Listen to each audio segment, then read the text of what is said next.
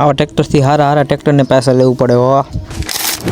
તો જય હિન્દ અને જય માતાજી મિત્રો। આજે આપણે નીકળી ગયા આઈટીઆઈ તરફ। આઈટીઆઈ પહોંચ્યા હતા તો આપણા જે કમલેશભાઈ હતા આપણે પહેલાં જ પૂગી ગયા હતા। પછી આપણે એને ખુલ્લી બાકાજીકી બેલાવી અને પછી આપણે આવી ગયા હતા બસ સ્ટેશને। આપણી બસ આવી ગઈ હતી કોપવાળી। પછી કોપમાં બેસીને આપણે નીકળી જતા। પછી આપણે દેલવાડાથી હાલીને પછી આપણે ભાઈબંધની ગાડી મળી ગઈ એટલે આઈટીઆઈ પહોંચી ગયા। આઈટીઆઈથી પછી આપણે ટાઈમ ભરીને આવી જતા હતા સાંઈ મંદિરે ને આ નાના છોકરા બાકાજીકી બોલાવતા હતા। પછી મારા બધા ભૂખડ મિત્રો પછી છે ને અમે બધા પહોંચી ગયા હતા સાંઈ મંદિરે કેમ કે ત્યાં જમવાનું હતું એટલે પછી દેલવાડા જમીન કાઢવી દેલવાડા પહોંચી અને પછી આપણે ભાઈબંધની કોકની ગાડી મળી ગઈ હતી એટલે આપણે લઈને આવી ગયા હતા ઉનાથી। પછી આપણે લઈ લીધું 2 કિલો સીતાફળ લઈને બેસી ગયા આપણે બસમાં બેસી જાય એટલે બસ આપણી બાકાજીકી બોલાવતી આપણને પહોંચાડી દીધા ગાંગડા આવીને પછી આપણે હાલીને નીકળી ગયા હતા આપણે ઘરે જવા માટે। પછી આપણે ઘરે જઈને અને પછી બેઠા અને પછી નીકળી ગયા હતા આપણે ગોપાલભાઈની વાડીએ કેમ કે ના હારવાનો તો સારો। પછી આપણે ગયા હતા અજયભાઈની ઘરે તમે જોઈ શકો છો આ અજયભાઈનું ઘર છે।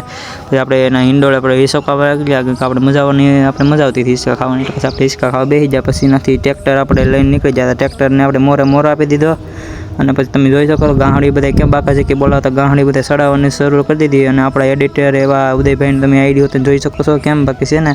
પછી આપણે રાતે મોડાવતી જાગ્યા અને અહીં સુધી આવી જાય તો લાઈક કમેન્ટ અને ફોલો કરતા જજો।